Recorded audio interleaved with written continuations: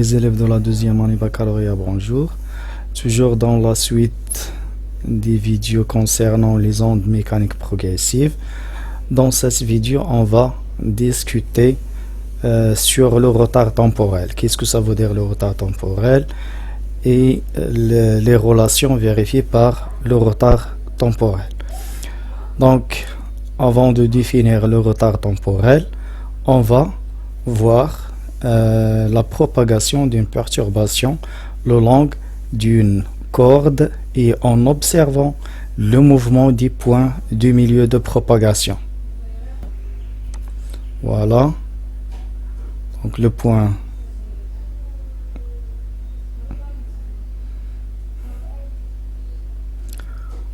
on répète l'expérience en ralenti ou très ralenti. Donc comme vous observez, donc le point bleu monte et redescend. L'autre point bleu monte et redescend, etc. Donc chaque point reproduit le même mouvement du point qui le précède en répétant l'expérience une troisième fois. Voilà.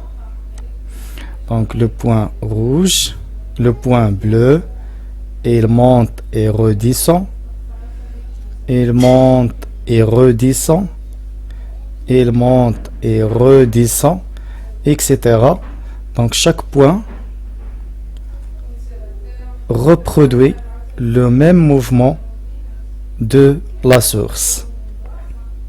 Chaque point suit le point qui le précède.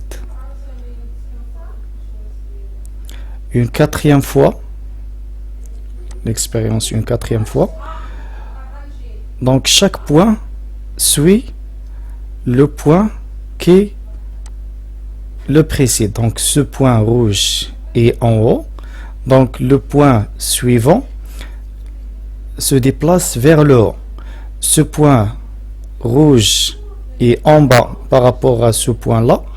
Donc ce point et descend vers le bas. Donc chaque point suit le point qui le précède. Donc chaque point suit le point qui se trouve avant. Voilà. Voilà. Chaque point suit le point qui se trouve avant. Voilà, etc.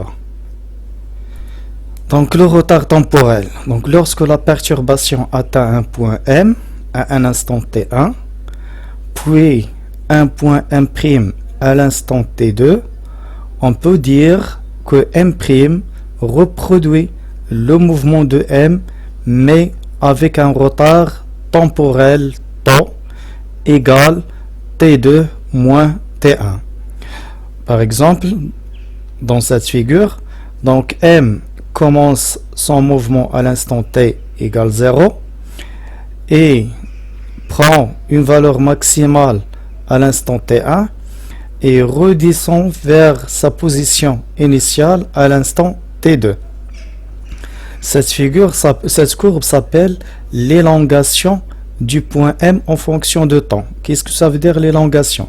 C'est la courbe qui représente l'évolution temporelle du grandeur correspond à ou qui caractérise la perturbation, soit une ordonnée, soit un abscisse, soit une pression, etc. Passons maintenant à l'élongation du point M. Donc le point M' prend son mouvement, le début du mouvement du point M' était à l'instant T0 plus temps. Le point M', l'élongation du point M' est maximale à l'instant T1 plus temps. Le point M' revient à sa position initiale à l'instant T2 plus temps. Donc qu'est-ce que ça veut dire le retard temporel? C'est la durée entre le début du mouvement du point M et le début du mouvement du point M'. et aussi la durée entre la fin du mouvement du point M et la fin du mouvement du point M'. La relation entre le retard temporel temps et la perturbation et la célérité v de l'onde et la distance mm' entre les points et. Donc le retard temporel égale la distance mm' sur v.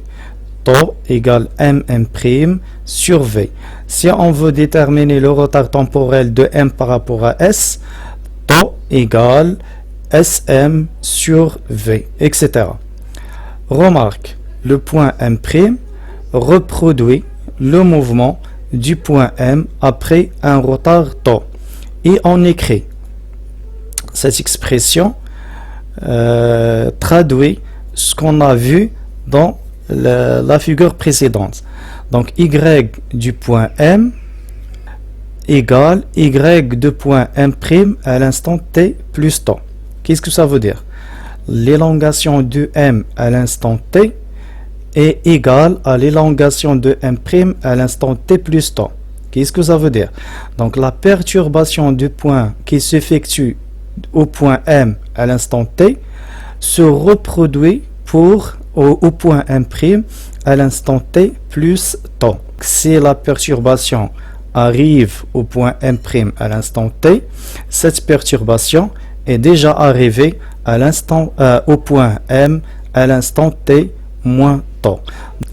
Le comportement de M' à l'instant t est égal au comportement de M à l'instant t moins tau. Et le comportement de M à l'instant t sera le même comportement de M' à l'instant t plus tau. Donc merci pour votre attention et à la prochaine vidéo, Inch'Allah.